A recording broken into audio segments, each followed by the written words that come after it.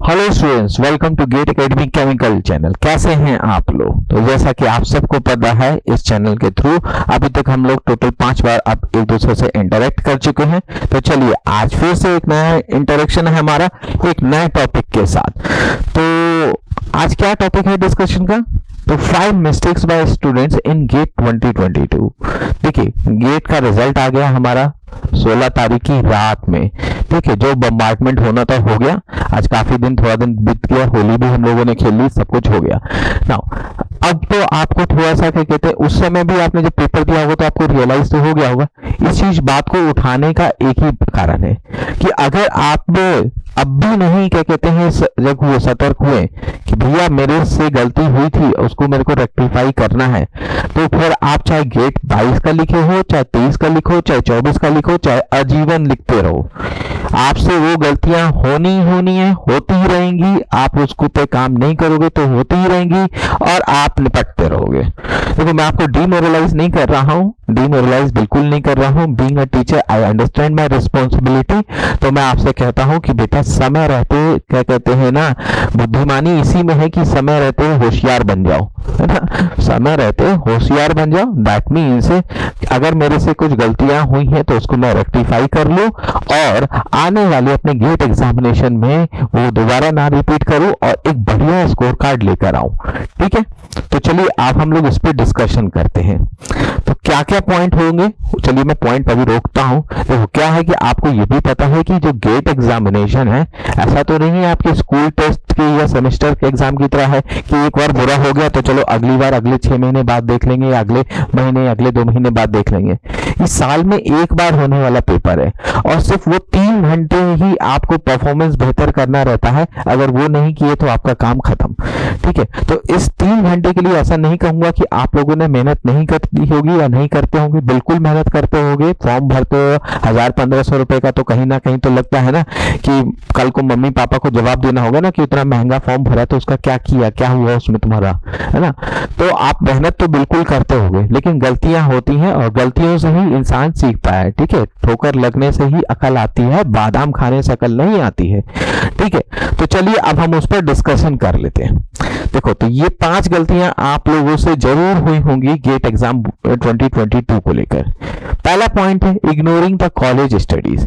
क्या है, बहुत सारे स्टूडेंट उसी तरीके से उसी विचारधारा में रहेंगे कि स्कूल डेज में जैसे 11th-12th में कि चलो 11th-12th डमी स्कूल में एडमिशन ले लेते हैं और जेईई मेंस की तैयारी करते हैं या जो नेट एग्जाम है उसकी तैयारी करते हैं, तो उसमें हम क्या कहते हैं एक्सेल हो जाते हैं और स्कूल में तो लास्ट में देख लेते हैं बोर्ड एग्जाम ही तो मेन इंपॉर्टेंट 11th में तो पास हो ही जाते हैं।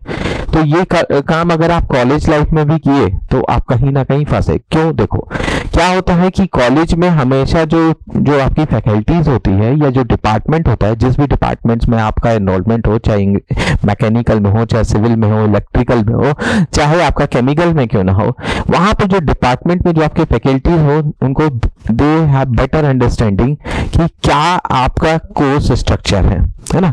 आपके पास देखो मेरे कॉलेज में तो क्या कहते हैं एक पूरा मैनुअल मिल जाता था जिसमें ये रहता था कि ये सेमेस्टर में आपको ये टॉपिक इस पर्टिकुलर सब्जेक्ट में पढ़ने हैं। तो लेकिन आपको टॉपिक से ये चीज तो क्लैरिफाई कभी होने जाने से रही कि भैया इसके अंदर इन डेप्थ में कितना पढ़ना है, ये चीज कौन क्लियर करेगा? तो ये चीज तो आपको कॉलेज ही क्लियर करेगा ना, ये चीज तो कॉलेज क्लियर करेगा।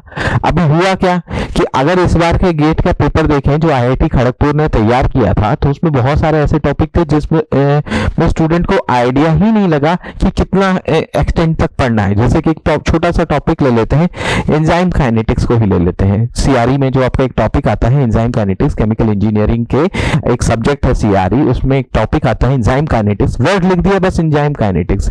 अब उसमें स्टूडेंट को आइडिया ही नहीं लगा कि कितना पढ़ना है। साथ में उसके साथ लिख दिया था मिक्लिस मेंटेन इक्वेशन और मोनोड इक्वेशन, बस उतना करके गए, उसका आगे का नहीं पढ़ा। इनहिबिशन के बारे में कुछ नहीं पढ़ा उन्होंने। क्वेश्चन आ गया इनहिबिशन पे, तो ये चीज कौन उनको इन्फॉर्म कर सकता था? ऑब्वियसली कॉलेज वाले कर सकते थे, क्योंकि फैकल्टीज हैं, जो प्रोफेसर्स हैं, उनको ऊपर से गाइडलाइंस आती रहती है कि भैया आपका क्या कहते हैं ये कोर्स स्ट्रक्चर है और आपको इसमें यहाँ तक पढ़ाना है, क्योंकि वो इस चीज को आज से नहीं कर रहे हैं, वो कई सालों से इस चीज को प्रैक्टिस कर रहे हैं, तो दे बेटर नो कि उनको कोर्स कहाँ तक रखना है। तो ये गलती आपसे सबसे पहले हुई। तो हमेशा याद रखना, अगर आप कॉलेज में रहते हो, थर्ड ईयर में हो चाहे फाइनल ईयर में हो, उन स्टूडेंट को अगर क्या कहते हैं अगर सुन रहे हो तो इस चीज को ध्यान रखना, बीच बीच में आप अपने क्या कहते हैं फैकल्टीज वगैरह से पूछते रहना कि सर ये पर्टिकुलर टॉपिक है, मैं गेट एग्जाम देने जा रहा हूँ, इसमें कितना पढ़ना चाहिए, तो वो आपको कुछ ना कुछ बेटर आइडिया देंगे ही देंगे। Now following prey to peer pressure, तो क्या होता है बहुत सारे स्टूडेंट के साथ समस्या आ जाती है कि उनके दोस्तों का झुंड ऐसा होता है कि उन्हें समझ में ही नहीं आता है कि गेट की तैयारी कैसे करें। जैसे कि कुछ स्टूडेंट होते हैं, उनके बहुत सारे एक्स्ट्रा ब्रिलियंट स्टूडेंट के मतलब उनके सर्कल में कुछ ऐसे स्टूडेंट हो सकते हैं, ऐसे बच्चे हो सकते हैं जो काफी एक्स्ट्रा ब्रिलियंट होते हैं, तो वो बातें करने लगते हैं कि मैं तो आईईएस की तैयारी कर रहा हूँ, इंडियन इंजीनियरिंग सर्विसेज की तैयारी कर रहा हूँ। फिर कोई बोलता है कि मैं किसी दूसरे पर्टिकुलर एग्जाम की तैयारी कर रहा हूँ, है ना। कोई बोलता है उसी समय कि मैं एमबीए की तैयारी कर रहा हूँ, कोई बोलता है कि मैं तो बाहर जाके एमएस करने के लिए जीआरई टॉफल या आइल्स की तैयारी कर रहा हूँ। ये सारी बातें उसके आसपास होती रहती हैं फाइनल ईयर में या प्री फाइनल ईयर में, आपको ये सब बातें सुनने को मिलेंगी।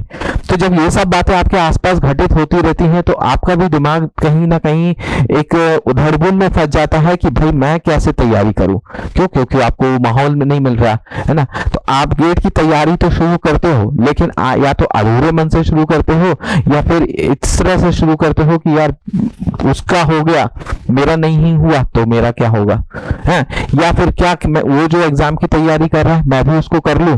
तो आप क्या होता है, टाइम जो कह सकते हैं ना, टाइम डिस्ट्रीब्यूशन जो होता है वो या टाइम मैनेजमेंट जो होता है उसको आप बेहतर ढंग से कर नहीं पाते हो, तो उस जगह भी डूबते हो, इधर गेट एग्जाम में भी डूब जाते हो।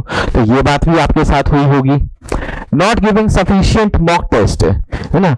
बहुत बार स्टूडेंट की यही शिकायत रही है कि सर क्या कहते हैं मैं साल भर पढ़ते रह गया, कब क्या कहते हैं जून से जुलाई हुआ, जुलाई से अगस्त हुआ, अगस्त से दिसंबर आ गया, दिसंबर से जनवरी आ गया और पेपर का टाइम आ गया और मैंने एक भी क्या कहते हैं या इक्का दुक्का ही क्या कहते हैं टेस्ट सीरीज दिया या मॉक टेस्ट लगाया।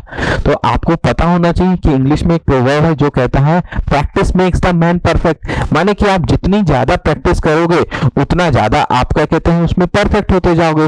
और इतना बड़ा एग्जाम है, एक पैन इंडिया एग्जाम है जहां पे बॉटल नेक कंपटीशन होता है, तो वहां पर आप बिना प्रैक्टिस करे चले गए होगे तो आप निपट होगे, है ना। अगर भाई एक बात बताओ ना, कोई भी मैच होता है ना, कोई भी मैच होता है तो उसके लिए प्लेयर अपना क्या कहते हैं एक दिन पहले प्रैक्टिस करता है ना, नेट प्रैक्टिस करता है ना। चाहे प्लेयर बैट्समैन हो तो वो नेट प्रैक्टिस करता है, बॉलर हो तो वो बॉलिंग प्रैक्टिस करता है, बाकी जो पूरी टीम हो तो वो एक्यूमुलेटिव कुछ ना कुछ प्रैक्टिस करती है, कैचिंग प्रैक्टिस करती है, कुछ रिफ्लेक्सेस प्रैक्टिस करती है, मतलब करती तो है ना, ताकि उस दिन जब उनके लिए जो उनका डी डे आया उस दिन वो क्या कहते हैं उस चीज को ग्राउंड पर एग्जिबिट कर सके इन द बेटर वे।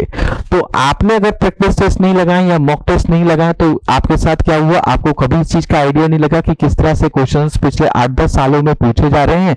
आप क्लूलेस चले गए और आता हुआ क्वेश्चन भी आपसे नहीं बना, या फिर ऐसा क्वेश्चन आया तो जो 2 साल 4 साल पहले पूछा गया था या उसी के स्ट्रक्चर से मिलता जुलता पूछ लिया गया था, वो भी आपसे नहीं बना, है ना। तो इस चीज का आपको रिग्रेट हो ही रहा होगा।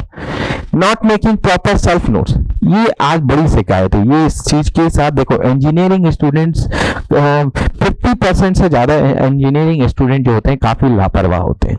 लापरवाह कि वो कभी भी प्रॉपर नोट्स नहीं बनाते और प्रॉपर नोट्स में भी सेल्फ नोट्स नहीं बनाते। देखो कोई चीज आपको मैं पढ़ा दूं या कोई दूसरा फैकल्टी पढ़ा दे या दुनिया का कोई भी फैकल्टी पढ़ा दे, इवन ब्रह्मा जी भी आपको पढ़ा दे, तो भी आपके क्या कहते हैं दिमाग में वो बात नहीं उतरेगी जब तक आप उसको खुद नहीं पढ़ते हो, अपने शब्दों में क्या कहते हैं पेपर पे नहीं उतारते हो।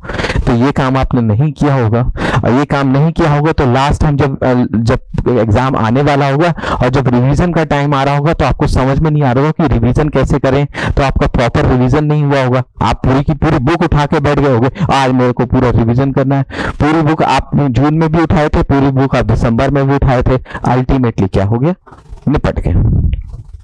ठीक है। नाउ इसके बाद लैक ऑफ फोकस और कैरिंग अननेसेसरी स्ट्रेस। हाँ, तो फोकस की तो कमी बहुत होती है। फोकस की कमी इन द सेंस बहुत सारे डिस्टर्बिंग एलिमेंट है आपके आसपास होते हैं। आपका मोबाइल हो गया, उस मोबाइल में मौजूद सोशल मीडिया प्लेटफॉर्म हो गए, ठीक है, जैसे यूट्यूब हो गया, फेसबुक हो गया। मुझको हर दिन देखना है कि उसने यूट्यूब पे क्या करा, उसने फेसबुक पे क्या करा, उसने इंस्टा पे क्या रील बना के डाला, ये सब चीजें आपको देखना रहता है। तो इससे आपका क्या होता है, टाइम कंज्यूम हो जाता है, आपका अटेंशन चला जाता है, स्टडी से हट जाता है। तो अल्टीमेटली क्या होता है, आपका पेपर बिगड़ता है। अननेसेसरी स्ट्रेस भी आप लोग बहुत लेते हैं। अननेसेसरी स्ट्रेस दैट मीन्स कि मुझको क्या कहते हैं, इतना बड़ा पेपर है और क्या कहते हैं, इसकी कैसे तैयारी करनी है, इसका मुझे कोई प्रॉपर गाइडेंस नहीं है, अब मेरे से ये ना हो पाएगा। या फिर दूसरी बात इसकी कि इसकी मेरे को तैयारी करनी है और मुझको उसको निकालना ही निकालना है। देखो, जज्बाती होके कभी कोई काम नहीं करना चाहिए। जज्बाती होके कोई भी काम नहीं करना चाहिए। जज्बाती होके एक ही काम हो सकता है, तो वो होता है भाई कि आप क्या कहते हैं, किसी क्या कहते हैं, आप बोलते हैं ना, इन्फोर्समेंट को ज्वाइन कर लो, है ना, वहीं पे जज्बाती चलता है ज्यादातर। पढ़ाई में जज्बातीपन नहीं चलता है, वहां पर चलता है पेशेंस, आपका दिमाग, आपका टेम्परामेंट, ठीक है। तो ये भी चीज होती है आपके साथ कि आप जज्बाती हो जाते हो किसी चीज को लेकर, और एग्जाम हॉल में जाके आपको एक क्वेश्चन आ गया, वो आप देखते हो और कहते हो यार तेरे को तो मैंने पिछले महीने सॉल्व किया था, आज क्यों नहीं तू सॉल्व हो रहा है। आप लग जाते हो, उसमें बैठ जाते हो, टाइम खत्म हो जाता है, पेपर से बाहर आते हो, रियलाइज करते हो कि उसके पीछे 4-5 क्वेश्चन इजी नंबर के थे, मैक्सिमम 2 नंबर का वो क्वेश्चन होगा, पीछे उस 5 क्वेश्चन आपने छोड़ दिए, 10 नंबर का लॉस आपको ऐसे ही हो गया।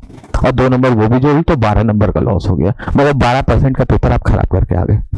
तो ये सब चीजों को आपने गलतियां करी हैं। तो ये कुछ जनरल गलतियां थी, 5 गलतियां जिसको आपको क्या कहते हैं, रेक्टिफाई करना पड़ेगा। अगर आप आगे के गेट एग्जामिनेशन के लिए सोच रहे, गेट 23 के लिए अगर आप सोच रहे हो, तो इन सब बातों को आपको सोचना पड़ेगा। और अगर आप अभी नहीं सोच रहे हैं इस चीज को, अगर आप इस चीज को नहीं सोच रहे हैं, तो बेटा मैं फिर वही बात करूंगा जो शुरुआत में कही थी कि अगर होशियार, मतलब क्या कहते हैं, बुद्धिमानी यही है कि समय रहते होशियार बन जाओ, नहीं फिर पछताना पड़ता है, ठीक है।